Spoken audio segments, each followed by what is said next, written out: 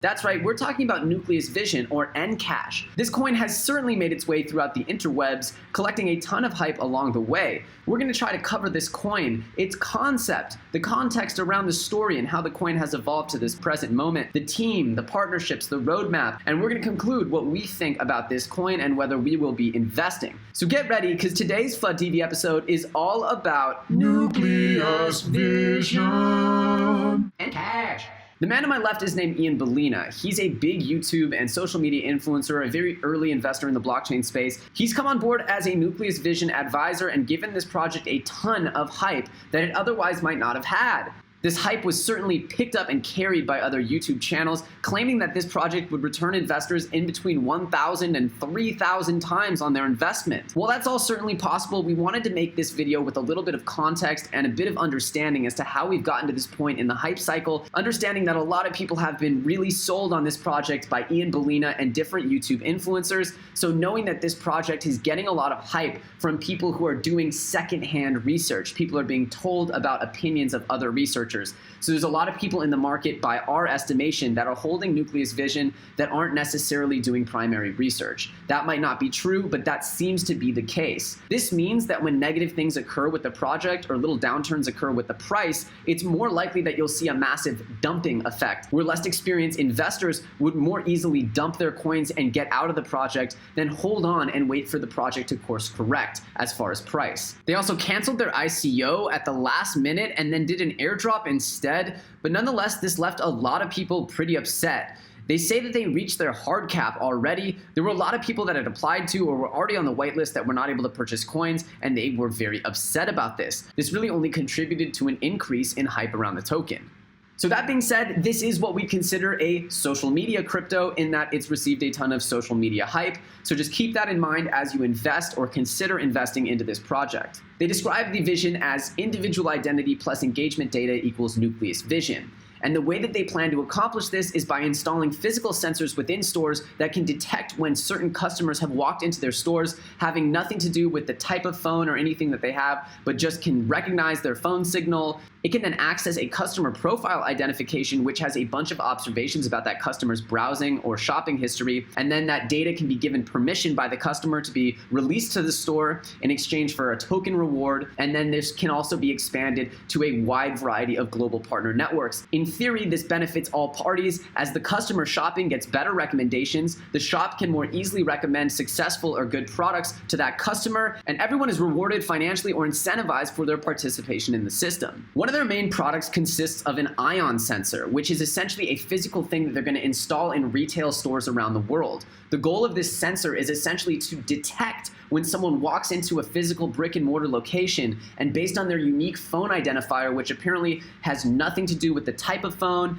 the operating system, any app, or anything like that, it's totally agnostic of the type of phone or device the person is using. They can then identify the user, send that user's ID information to the store, granted that the customer opts in and allows for the data to be transferred. The customer is in turn rewarded with tokens for allowing this data transfer to occur. The idea is that when this data is transferred, it's done over the blockchain, so it's very much so secure, and that this whole device and ecosystem is very much so plug and play, and that all they need to do is literally plug this thing into electricity and it's ready to go. Once the customer is in the retailer and they install the ion sensor, you can see that the ion sensor will identify customers. Then the orbit layer, which is their data layer, ends up securely transferring data. They use their neuron, their neural network. They have an AI built in here, which is kind of like to help the recommendations engine and create real-time personas, as they say, and recommend specific things to this customer. Essentially facilitating more retail sales is the end goal. They explain that there's no app required, there's no barriers to adoption, no Wi-Fi, Bluetooth, or GPS required. It works with any phone,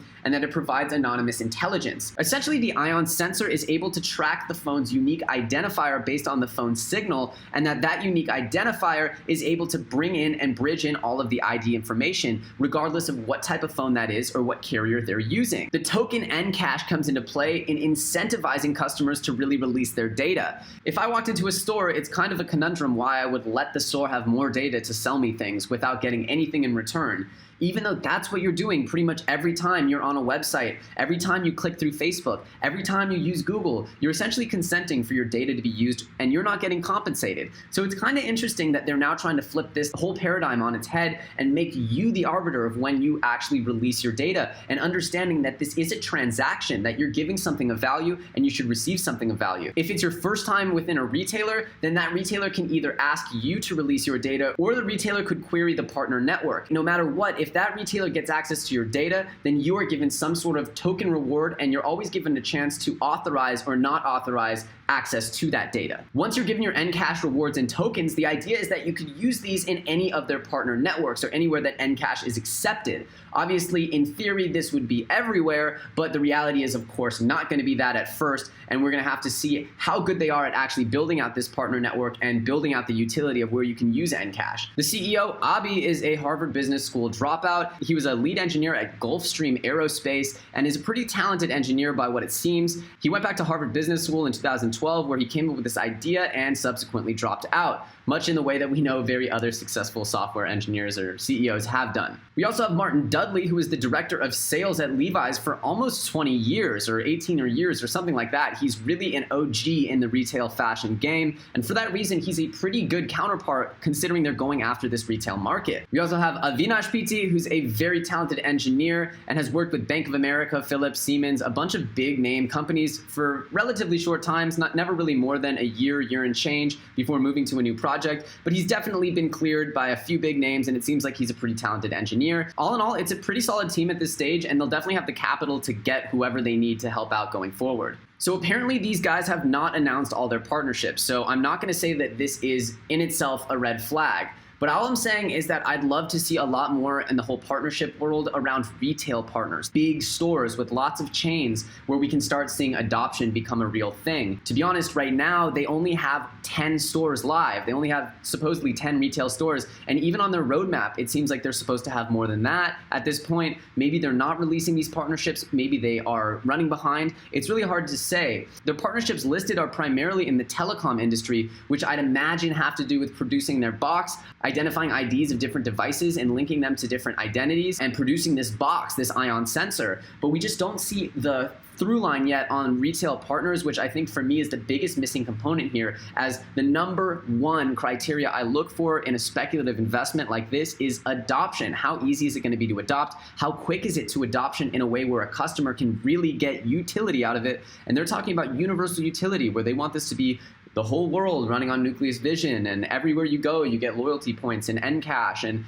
we all know with loyalty programs why they tend to fail is that we don't have strong enough networks of services that they rely on. Like, everyone's got how many different punch cards and how many different swipes, and no one's really made a good loyalty program, even in the app world, in my opinion, because the partnership networks are not strong enough. Obviously, we know that they have quite a bit of news that they have not quite dumped on us as investors, so we're looking for them to keep unveiling interesting stuff as time goes on.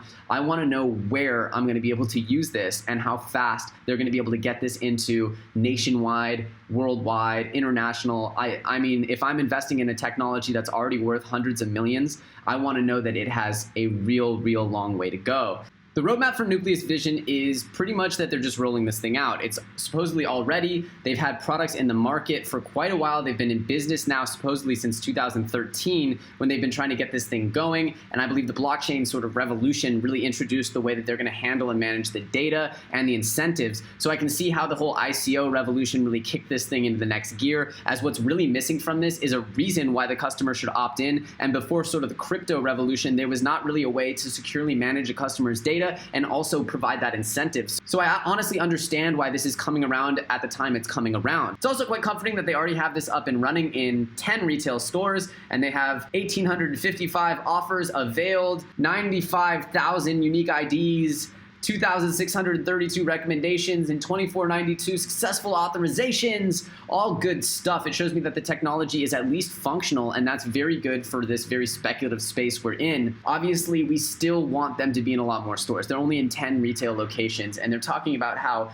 brick and mortar is the lifeblood of retail, and that 90% of retail still occurs on brick and mortar stores, and we really just need to see a much wider proliferation of this technology before we see any kind of evidence that this is a project that's going to be adopted in mass. After this, they want to expand to physical security. So they have over on the far left side there, their security. And then they see this being in transportation, smart homes, agriculture, cities, and healthcare. It's a very lofty set of plans from Nucleus Vision. And again, my biggest concern is that they're not going to make it into enough retail environments. The price of the coin is sitting just above 3 cents. Its ICO price, well, it didn't really have an ICO, but its private sale price, its pre-sale price was 1 cent. So it has since done about a 3x. At one point, it was trading for over 4 times or over 4 cents. Nonetheless, this project has definitely gotten a fair injection of hype, and even in this bear market has been able to clock some gains. Obviously, as we mentioned, there was no ICO, and there wasn't enough people that got a taste of it in that pre-sale. So there was quite a bit of demand left unmet, even though they did try to do an airdrop and make things better that way. There are still quite a few investors that didn't get a chance to buy in during the ICO, which always contributes to a much more of a rocket of a release onto the first exchange. But as you can see, we're sitting between this sort of 2 and 4 cent range the whole time it's been on an exchange over the last few hours and last few days. We can see that honestly about that 2 cent price range would seem like it's a pretty cheap price range. Anything in that 2 to 2.3 cents range seems like a very good buy, as it's starting to find some real support there around 2 cents. It doesn't seem to want to go too much lower than the 2 cent price range. So around there we think is a pretty safe buy, as there seems to be quite a bit of buyer support. But again, remember, we're not financial advisors, and this is all mostly focused on fundamental analysis. So obviously there are some drawbacks with this particular project, one being that there's hardware needed. Obviously for us, hardware being needed in any project is a huge negative. Hardware is its own game, it's its own world, it's totally different from standing out and getting hype in the software world. You need a lot more factors to go right for you. It's exciting that they've developed their hardware, it's exciting that it already works, but again, you're talking about a physical opt-in needed by these retailers. You're talking about investment in physical technology, and to me that is a big problem, and that's a big barrier to introducing this ecosystem into the real retail world of brick and mortar. While people familiar with cryptocurrency and digital assets might be very excited to receive some bonus points in a currency that they may or may not be familiar with, the reality is that probably a lot of people won't care about NCASH, or it will take them some time to start caring about NCASH and start treating it like cash. I think this is going to be a big barrier for them, is the psychology of the customer opt-in. Obviously adding the financial incentive is great, but to me that's a big issue still, is getting past the psychological barrier of people turning over their information and essentially allowing themselves to be sold stuff more. The next thing is critical mass. Obviously we're expecting for them to announce a lot more partnerships with different retail entities and different big brands, but the reality is that we don't know enough about the retail partnerships, and they only have 10 stores up and active. If they want this to really work, this NCASH has to be much more of a universal loyalty, a universal rewards program. I don't think this thing works if it's only paired up with Levi Strauss or just one brand even. Even if it's a huge brand, I think you need a lot more of a critical mass of both people and entities using this ecosystem. Finally, I think there's been a lot of issues with loyalty programs in general. I mean, why do you think we don't have a good loyalty app? It's because of the same thing, of universality in these programs is hard to do. Even when you don't need full adoption, even when it's just a software app that you need to download, it's still very hard to get a universal system implemented. Most other loyalty programs have more or less failed in the app space. Again, like I said, retail partnerships are going to be very important, and I didn't see enough big retail partnerships here. I know they have the Levi Strauss executive as one of their core team members, which leads itself to believe that they will have some retail partnerships, and hopefully connections to big retailers will look for those upcoming, but as of yet, we haven't seen enough to that regard for me to be so excited about the retail partnerships. They certainly don't have very many stores active with just 10 test trials running. The Ian Bellina hype is not a good thing for this project. It's a very bad thing for this project. These projects already exist in a very speculative industry, a very speculative world in cryptocurrencies. A lot of these technologies are unproven, and that's certainly true of Nucleus Vision. So the fact that you add on top of that a bunch of social media hype, it lends itself to people being very much so over-enthusiastic and under-informed about a given cryptocurrency. When people don't have the right information, they act emotionally instead of logically, and that's what causes big down spikes or big crashes, is when something slightly goes wrong, you get all the weak hands dumping, and it just goes down, down, down. Interesting dynamic here where we don't know how fast the adoption's really going to be. It's not going to be immediate, that's for sure. And the weak hands might not react well to a long-term hold here. I don't know, it seems like a weird recipe. In conclusion, Nucleus Vision is a really interesting project seeking to disrupt and solve a problem that affects a ton of retailers around the globe, which is how to maximize sales. They have a ton of people walking into their stores that aren't buying stuff, and retail in brick and mortar has consistently gone down over the last few decades. Given the e-commerce revolution has allowed for such a richness of data to be collected on consumers, you'd think that hybridizing and blending these two worlds would lead to a true economic boon.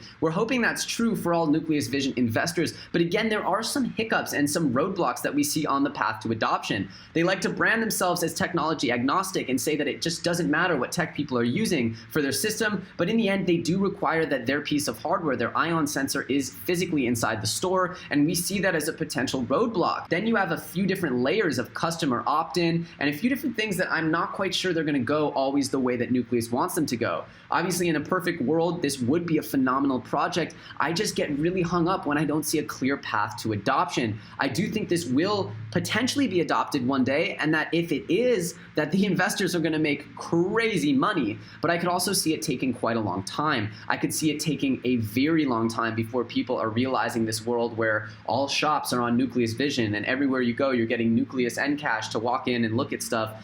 I just don't necessarily think it's going to happen that fast. And for that reason, these other drawbacks in that weak hands and hype have surrounded the coin make me very nervous about what the price could look like on NCASH going to the near to midterm futures. Obviously, if this coin or this project is successful at carrying out and building and distributing and implementing their technology in brick and mortar stores across the world that are very highly trafficked and create a lot of revenue, then it's a no-brainer. This thing is going to moon. But the reality is that I see some serious barriers in between here and there. And them saying that there aren't any barriers with technology, I think is an understatement. I think there are some hardware barriers here, and I think there are some barriers with partnerships and retail partnerships. So if they're able to sort those out and they're able to get these distributed and put in everywhere, it's kind of like this bridge between all brick and mortar retailers. It's a loyalty program, it's universal. But again, I just see that as a very low probability situation. The reality is I see a lot of people trying to get into this IoT sensors game, and that's kind of where I think they're living, is IoT. And who do we know is the biggest players right now in IoT? We have VeChain, we have Walton Chain, and recently now we have IBM announcing that they're introducing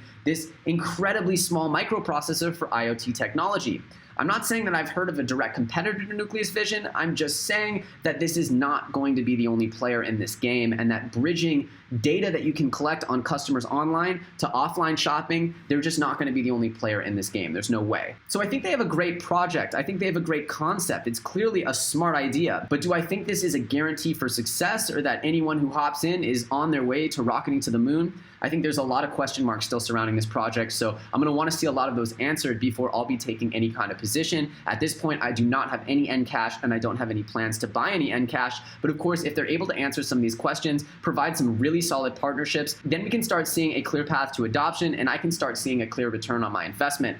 But until then, I will probably be staying away. Thanks so much for watching our review of NCASH. We hope you enjoyed it, and if you did, don't be afraid to smash that like button, and of course, comment below. Let us know what you thought of this review. Are you excited about NCASH? Are you holding NCASH? Do you plan to buy some? We're really curious what you guys are thinking. Of course, if you're an investor or enthusiast in the space, subscribing to this channel is not a bad idea, as we do multiple videos each and every day. We're not financial advisors here, and everything you've heard is just our opinion. We always encourage you to do your own research if you're planning to invest.